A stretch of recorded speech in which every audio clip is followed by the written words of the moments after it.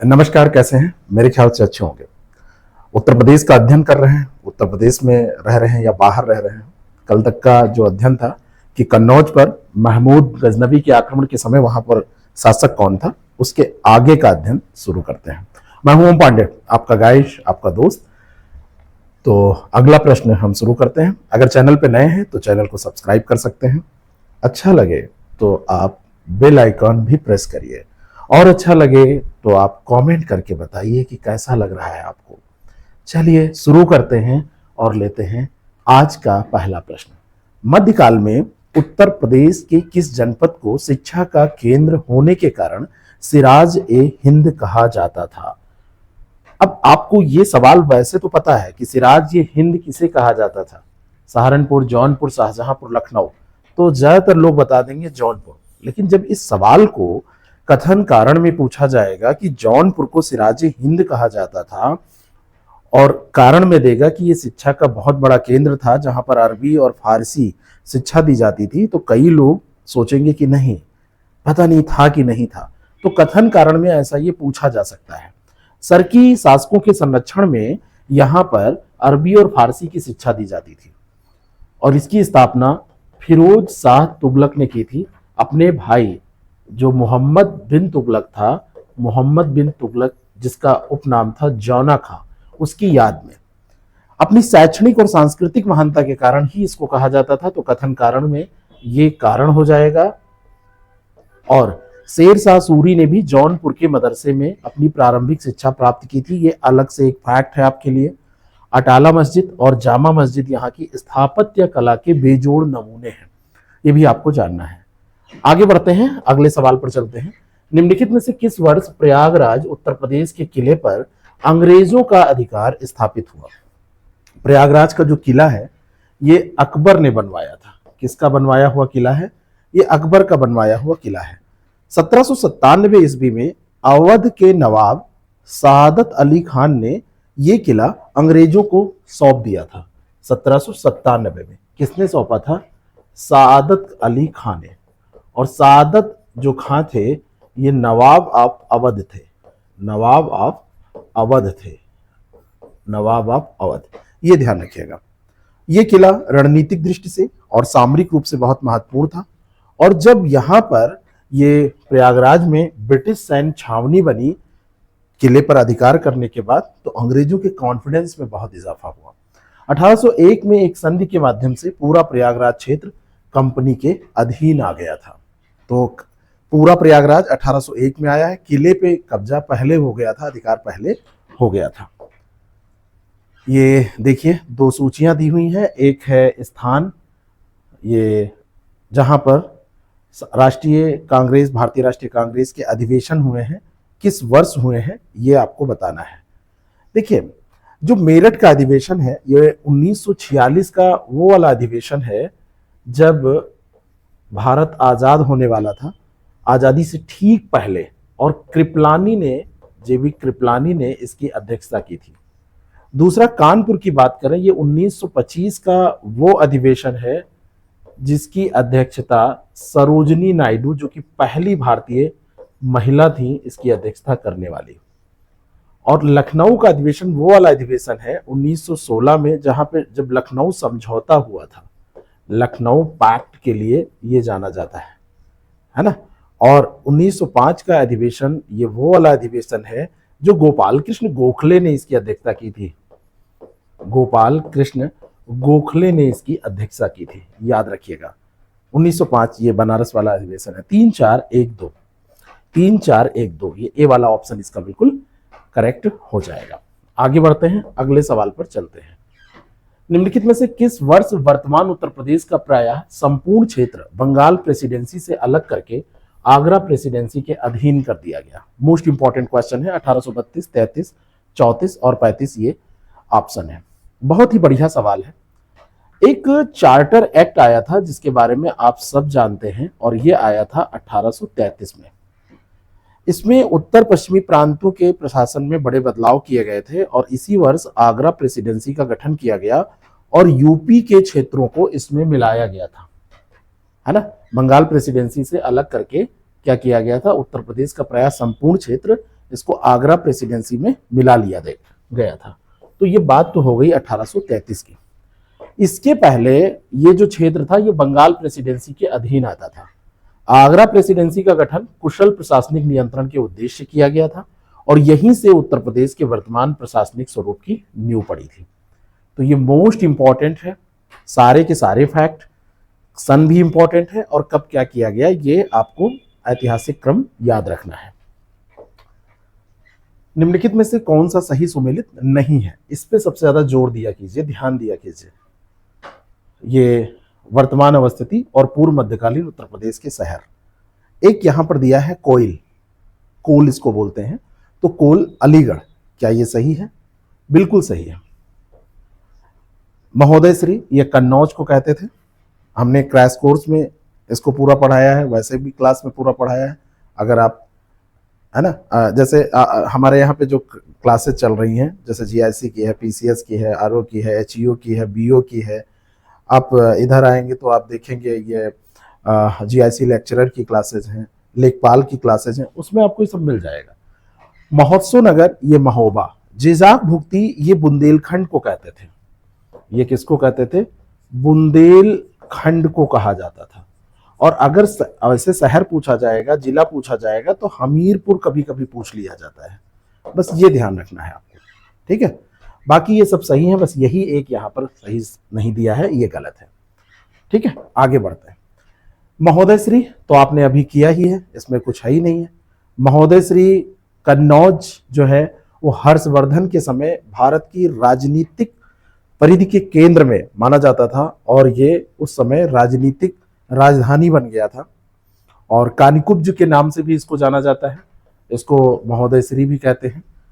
यहां पर एक चीज ध्यान रखिएगा, त्रिपक्षीय संघर्ष, पाल, प्रतिहार और राष्ट्रकूट, इसको पाल कर दीजिए, इसको प्रतिहार कर दीजिए और ये राष्ट्रकूट, इसके लिए भी ये इसी शहर पर नियंत्रण के लिए यह संघर्ष हुआ था।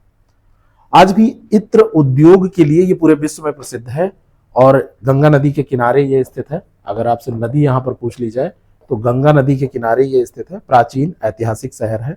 महोदय श्री इसी कारण से, इत्र के कारण इसको कहा जाता है, ये ध्यान रखिएगा। और कानिकुब्ज भी याद रखिएगा, इसको कान्यकुब्ज का ही ये अभ्रंश है जो कन्नौज हुआ है, तो कानिकुब्ज भी याद रखिएगा। अगला जो सवाल है, अंग्रेजों के विरुद्ध बनारस विद्रोह का नेतृत्व किसने किया था? किसका? बनारस विद्रोह का नेतृत्व किसने किया था? सुजाउद्दौला, आसफउद्दौला, राजा चेत सिंह और राजा महीप नारायण सिंह। सबसे पहले आपको ये जानना पड़ेगा कि बनारस विद्रोह वास्तव में हुआ कब था। तो ये 1781 की बात है। उस समय वारेन हेस्टिंग्स के विरुद्ध ये किया गया था, वारेन हेस्टिंग्स के विरुद्ध ये किया गया था। और चेत सिंह जो थे वो चेत सिंह से युद्ध के नाम पर भारी धनराशि की मांग इन लोगों ने की थी, लेकिन राजा ने इनकार कर दिया और हेस्टिंग्स ने फिर उन्हें गिरफ्तार कर लिया था, राजा चेत सिंह। किसके नेतृत्व में? राजा चेत सिंह के नेतृत्व में। फिर चेत सिंह के सैनिकों ने विद्रोह कर दिया और ब्रिटिश सेना को काफी नुकसान इसमें झेलना पड़ा था, काफी नुकसान हुआ था ब्रिटिश सेना को। और ये विद्रोह अवध के नवाबों और ब्रिटिश कंपनी के बीच में तनावपूर्ण संबंधों का एक परिणाम आप देख सकते हैं, ये परिणाम था। अगला जो प्रश्न है, काकोरी संयंत्र केस में प्रधान आरोपी पंडित राम प्रसाद बिस्मिल को उत्तर प्रदेश के किस शहर में फांसी दी गई थी? वाराणसी, गोरखपुर, कानपुर, लखनऊ, कहां पर फांसी दी गई थी? आपको मैं बताना चाहता हूं कि बिस्मिल का जन्म मैंने आपको बताया था कहां हुआ था, ये आप बताएंगे, आप कमेंट करके बताएंगे। राम प्रसाद बिस्मिल को जो फांसी दी गई थी ये गोरखपुर में दी गई थी और गोरखपुर जेल में 19 दिसंबर 1927 को ये फांसी दी गई थी इनको। काकोरी जो संयंत्र केस है, जिसको ट्रेन एक्शन अब कहते हैं, 1925 में ये हुआ था। 1925 में इसका अब नाम रख दिया गया है Kakori, Kakori train action, government ने नाम इसका बदल दिया है, ट्रेन एक्शन। तो इसके मुख्य रणनीतिकार और नेता थे। इन्होंने कहा था, जब इनको फांसी दी गई तो इन्होंने कहा, मैं ब्रिटिश साम्राज्य के पतन की कामना करता हूं। अंत समय भी यही कहते रहे, मैं ब्रिटिश साम्राज्य के पतन की कामना करता हूं। अशफाक उल्लाह खां को फैजाबाद और रोशन सिंह को इलाहाबाद में फांसी दी गई थी। ठीक है, रोशन सिंह जो थे उनको इलाहाबाद में फांसी दी गई थी, ये ध्यान रखना। रोशन सिंह को इलाहाबाद में यानी कि प्रयागराज में, और अशफाक उल्लाह खां को फैजाबाद में फांसी दी गई थी। ठीक है, जो राम प्रसाद बिस्मिल थे ये क्रांतिकारी तो थे ही, एक उत्कृष्ट लेखक थे, एक उत्कृष्ट कवि भी थे, ये ध्यान रखना। आगे बढ़ते हैं। उत्तर प्रदेश में स्वाधीनता आंदोलन के समय ही एक अन्य एका बृहद जन आंदोलन ये प्रारंभ हुआ, जिसका नेतृत्व किसने किया था? एका आंदोलन प्रारंभ हुआ था 1921-22 में। इसको ध्यान रखना, मोस्ट इंपॉर्टेंट है। इसका जो नेतृत्व था वो मदारी पासी, और एक नाम आता है मदारी पासी के साथ साथ में एक नाम आता है सहदेव। सहदेव, इन लोगों ने इसका नेतृत्व किया था। ये निचले तबके के लोग थे और मुख्य रूप से लगान की ऊंची दरों और जमींदारों के उत्पीड़न के खिलाफ ये लोग सामने आए थे। लगान की ऊंची दरें थी, जमींदार जो थे वो उत्पीड़न करते थे, उत्पीड़ित करते थे, तो उसी के खिलाफ ये लोग आए थे। एका का मतलब है एक धार्मिक शपथ, लोगों को संगठित किया, एक संकल्प लेके ये लोग आगे चले। आंसर इसका हो जाएगा मदारी पासी, है ना। जो मुख्य क्षेत्र था ये भी पूछा जाता है, हरदोई, बहराइच, सीतापुर, ये मुख्य क्षेत्र थे इसके। अवध क्षेत्र में ये बेसिकली हुआ था, जो अवध क्षेत्र था वहां पर ये बेसिकली हुआ था। अखिल भारतीय किसान सभा की स्थापना कहां पर हुई थी? ये अगला प्रश्न है। कब हुई थी? तो 1936 में हुई थी। और कहां हुई थी? ये लखनऊ में हुई थी। स्वामी सहजानंद सरस्वती इसके प्रथम अध्यक्ष थे। फर्स्ट जो प्रेसिडेंट थे इसके वो थे स्वामी सहजानंद सरस्वती। सहजानंद सरस्वती थे। और एक नाम आता है एनजी रंगा का। एनजी रंगा, एनजी रंगा जो थे ये इसके क्या थे? महासचिव चुने गए थे, है ना, चीफ सेक्रेटरी इसके थे, है ना, ये ध्यान रखिएगा, चीफ सेक्रेटरी थे। और जवाहरलाल नेहरू ने भी इसके अधिवेशन को संबोधित किया था। फर्स्ट जो अधिवेशन हुआ था पंडित जवाहरलाल नेहरू ने उसको संबोधित किया था। किसानों की समस्याओं को राष्ट्रीय स्तर पर ले जाना और जो जमींदारी है उसका उन्मूलन करना इसका उद्देश्य था। अगला जो प्रश्न है, लखनऊ में स्थापित अखिल भारतीय किसान कांग्रेस के महासचिव के रूप में, तो मैंने आपको बता दिया है वो एनजी रंगा थे, है ना। अध्यक्ष स्वामी सहजानंद सरस्वती और महासचिव कौन थे? ये जनरल सेक्रेटरीज को बोलेंगे। चीफ सेक्रेटरी मैंने बोल दिया था ना, मुख्य सचिव नहीं, तो जनरल सेक्रेटरीज को बोलेंगे, उसको दुरुस्त कीजिएगा, जनरल सेक्रेटरी उसको बोलिएगा। राम मनोहर लोहिया की जहां तक बात की जाए तो ये अगर आपसे पूछा जाता है तो ये एक समाजवादी नेता थे। समाजवादी नेता थे ये, समाजवादी नेता। अरे ये समाजवाद जो था ये इनका वाला समाजवाद आज वाले समाजवाद से भिन्न है, ध्यान रखिएगा। आगे बढ़ते हैं। उत्तर प्रदेश की संस्कृति का एक ऐतिहासिक पूर्व काल है, इसमें निम्नलिखित में से कौन सम्मिलित है? बुद्ध, राम, नवाब, महाराज। अब इसमें से कौन सम्मिलित है? श्री राम का जो संबंध है वो अयोध्या से है। जो बुद्ध का संबंध है, गौतम बुद्ध का प्रथम उपदेश यहां पर हुआ था। प्रथम उपदेश कहां पर दिया था इन्होंने? सारनाथ में। सबसे ज्यादा उपदेश कहां पर दिया? श्रावस्ती में, है ना। तो संबंध है ही है। जो नवाब है ये लखनऊ से संबंधित है, ठीक है। तो अब यहां पर देखिए चारों कुछ नहीं दिया हुआ है, 1 2 3 4 नहीं दिया है, तो 1 2 3 तो सीधा डायरेक्टली रिलेटेड हो जाएगा। जो हमारी नजाकत नफासत की बात हम करते हैं, जो गंगा जमनी तहजीब की बात करते हैं, तो ये हम लखनऊ के बारे में, नवाबों के बारे में बात करते हैं, अवध के नवाब की बात करते हैं, ठीक है। तो ये उत्तर प्रदेश की ये साझा संस्कृति में ये चीजें दिखती हैं। महाराज कोई बहुत प्रमुख चीज वैसे नहीं है। अवध राज्य का ब्रिटिश साम्राज्य में विलय हुआ था कब? 56 में, 55 में, 54 में या 53 में, और सारी बातें ये 1800 की हैं। एक तो किस लिए हुआ था, तो ये ध्यान रखना हमेशा, ये कुशासन का आरोप लगा था। डलहौजी उस समय था। डलहौजी कब हुआ था, तो ये फरवरी की बात है 1856 की। 1856 फरवरी में यह हुआ था। वाजिद अली शाह उस समय थे, तो वाजिद अली शाह को निर्वासित करके उनको कोलकाता भेज दिया गया था। उस समय वो कलकत्ता हुआ करता था। और प्रथम स्वतंत्रता संग्राम के प्रमुख कारणों में से एक ये विलय भी बना था, ये ध्यान रखना, एक प्रमुख कारण था। और अवध की जनता और सैनिकों में इस अपमानजनक विलय को लेकर बहुत गहरा असंतोष था। और फिर 1857 की जब क्रांति आती है तो उसमें एक प्रमुख कारण के तौर पर इसको देखा जाता है। मंगल पांडे सिपाही थे, समझ गए आप? ये ऐसे पेपर में कभी पूछा गया है। 19वीं नेटिव इन्फेंट्री का, अब देखिए हमारे पेपर में होता क्या है, हम वहां पे लाड लगाते हैं जिन्होंने हमको गुलाम बनाया, और इतिहासकारों ने इनका नाम ऐसे लिख दिया। 19वीं नेटिव इन्फेंट्री, नेट या 25वीं या 49वीं या 34वीं, तो ये 34वीं नेटिव इन्फेंट्री इसके सिपाही थे। और 29 मार्च की बात है, 29 मार्च 1857 को चर्बी वाले कारतूस के विरोध में इन्होंने विद्रोह कर दिया था। और जस्ट 11-12 दिन बाद, 11-12वें दिन, इनको 8 अप्रैल की बात है 1857 में ये इन्होंने विद्रोह किया है। और ये समय है जब इनको फांसी दे दी गई।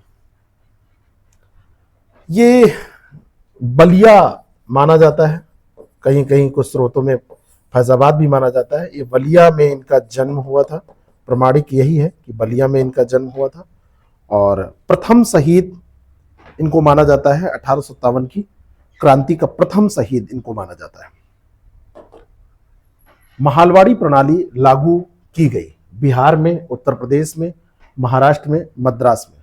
अब यहां पर यूपी स्पेशल का सवाल है, तब तो आप जान जाएंगे कि ये कहां लागू की गई थी, तुरंत जान जाएंगे।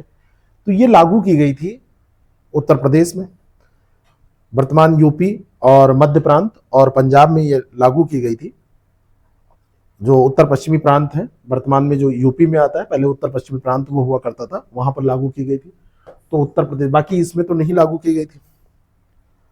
इसमें व्यक्तिगत किसान के बजाय पूरा, महाल का मतलब क्या होता है, व्हाट इज महाल, तो महाल का मतलब होता है गांव। पूरे गांव को किसी एक किसान को चुनने के बजाय, जैसे रैयतवाड़ी, रैयत में किसान को चुनते थे, किसान सीधे लगान देता था, इसमें पूरे गांव को चुन लिया जाता था। और ये इसका जो जन्मदाता है वो हाल्ट मैकेंजी को माना जाता है। हाल्ट मैकेंजी इसका जन्मदाता माना जाता है। भू राजस्व प्रणाली का जन्मदाता उसी को माना जाता है। और ये ब्रिटिश प्रणाली जो थी ये 30% भूभाग पर लागू थी।